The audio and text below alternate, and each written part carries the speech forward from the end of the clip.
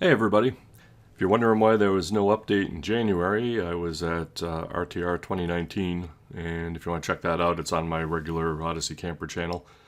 In February, I just got too darn busy. When I got back here, I had a lot of work to catch up on, so just now getting around to looking at the earnings and posting a video. So let's go to YouTube first. So in the month of January, earnings were down a bit. Instead of the previous month of whatever they were back in December, $27 or something, ad revenue dropped down, and that doesn't really surprise me for a couple of reasons. First, January is pretty busy. No one's sitting around watching videos. I didn't post anything new, and a lot of people that would have been watching were probably out at RTR, so there was quite a crowd out there. So that might have something to do with it. Whatever the reason, the earnings were $21 off of the YouTube channel in January. And if I go over to my Amazon earnings were actually down a bit too. They were $62. Enough to, well, almost enough to cover the websites, but not really much left over for profit. But that's fine. This, like I said, the purpose isn't to make money. It's just to cover the costs of what I'm doing here with Odyssey Camper. And you know, it's January, so a lot of people aren't shopping. They just spent all their money in December. So going on to February. Okay, so the month of February on YouTube, I think that might actually be the highest earnings I've had on YouTube so far, estimated at $29. And I think Google owes me a check for the last couple of months, so that should be coming in this month. That'll help me cover the costs of the channels and whatnot. And then I'm up to $57 on Amazon. Now, I haven't really done anything as far as a product DIY or a product review, so there aren't really new eyes looking at the links and whatnot, so that doesn't really surprise me. But I've discovered something interesting about this. So with Amazon's affiliate program, you can assign tracking IDs for different things. And if I just look at the tracking ID for one site, which I'll explain in a minute, I discover that in January and February, those combined months, $50 of that revenue, or $49 of it, came from one place. And that one place is kit.com. Now, if you've never been to kit.com, what it lets you do is create these little kits of all your products that you're using or reviewing or building. And so I'm getting a lot of people that are finding me through there, or they're going to the website and clicking on one of the kit.com links. And then this directs them back to an Amazon product link. So for example, let's say you want to build your RV solar motion lights, which is one of the things I did. I can share that kit and it'll give me a link, and then someone else can look at this and they can pick the products. They can either say buy all of them on Amazon, or they can click on the individual ones. And what's really cool about this site is it lets me talk a little more in depth about each product. So where I'd use the one that I used in my kits, and where I got the craft magnets and all that. And then they can go on and look at other kits. So I'm getting a lot of traffic through kit.com. And if anyone watching this is doing a style of blog where they do use products and review them, or they build things and they use other products, I'd really suggest you use kit.com. And I also think it lets you pretty up your pages a little. So as time allows, I'm going back through Odyssey Camper. I'm removing the individual Amazon links and replacing them with kit.com links, because they're a lot neater on the page and it doesn't look like a bunch of spam running down the page. So again, trying to improve things for the reader and the viewer.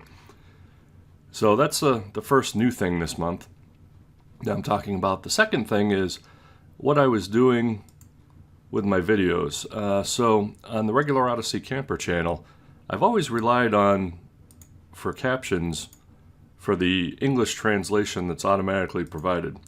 So there's one here that says English auto-generated, and that's what everybody does for videos, or most people do for videos.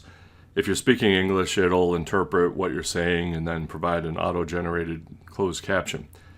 What I did is I went back and I corrected that, and I created an English one that's actually a transcription file. And then I also translated it into other languages. So now people in other languages, when they turn on the closed captions, they can read the translation. Is it perfect? Well, I don't know, because I don't speak Korean or read it that well. But it's probably closer than them trying to puzzle out English. Although Koreans probably a bad example, they speak pretty good English generally. So, but maybe French Canadians that don't like to speak English.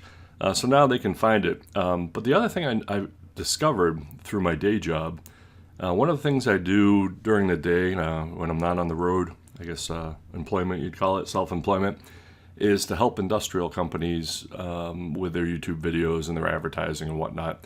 And so in the course of doing my work for them, I discovered something about captions, and that's that YouTube actually favors the manual translated files and uses them to help people find your video. So sure, they use the tags and they use the description down below. Whatever you put for tags, they may use that to, if they find your video, to help find other videos that are like it. But they also look at what you're saying in the video. And I can prove this because what I discovered, I don't think this is any big secret, but what I discovered is how powerful it can be. So I, during the daytime, working for a couple of industrial companies and trying to help them promote their products. And so when I looked at a couple of search terms, like optical bore inspection, now that probably means nothing to you if you're outside of the industry, but there are certain companies that target that and place ads. So there's an ad here, and then ads over on the right. And then when you scroll down, you see articles in typical Google sense that go to websites, and they go to stories that are written about the product and whatnot. What I found is I was able to leapfrog all of these in the search results with videos. And I discovered this last year that just using, by the way, this is one of my channels, Innovations in Metrology. So what I was able to do is place a couple of videos up above all the other search results. And by using video and using the translations on there, I was able to leapfrog everyone. Okay, so, sorry, I'm just kind of randomly thinking here as I go. So then I tried doing it on a YouTube channel, and I discovered that the videos, although some of them appeared halfway down the page, I was able to rank videos in 29 minutes, or 39 minutes, sorry. In 39 minutes, I got this YouTube video ranked above all the other results on the page here. Not all of them, but a lot of them. So if someone scrolls down and they just see a couple things, they're likely to see the video and want to click on it. So how I did this basically was I took the description out of it initially, and I just relied on the caption file for SEO. And so I translated it, corrected it, and then uploaded it, and bam, 39 minutes later, I ranked for the term I was targeting. So that's, you know, for those of you that are considering a YouTube channel or might be internet marketers or whatever, that's pretty powerful. Now, granted, the terms I'm searching are not general, they don't have general appeal. So it's not like sunglasses or camping in Nevada. These are really long tail specific terms, but they are terms other people are targeting actively. And, you know, you can see where people are buying ads for it. And then companies that make this equipment, they are definitely targeting these terms. So although I'm not competing with them on a wide scale, maybe that's a good thing because it's showing that you're able to do it with just a caption file. So let that sink in. Okay, and I noticed that when there isn't something available on YouTube, so here there's something available on YouTube, but here there isn't, Google still looks at Vimeo as another video service. They still look at other video services, and they try to rank the videos on the other video services. So they prefer video, and maybe someday they're planning on buying Vimeo, I don't know. But it wouldn't surprise me because they are allowing those videos to rank in the results. So anyway, it's just something I discovered when I was doing my day work. And so I went back to my channels after learning that, and I've been working my way through them, putting actual translations in.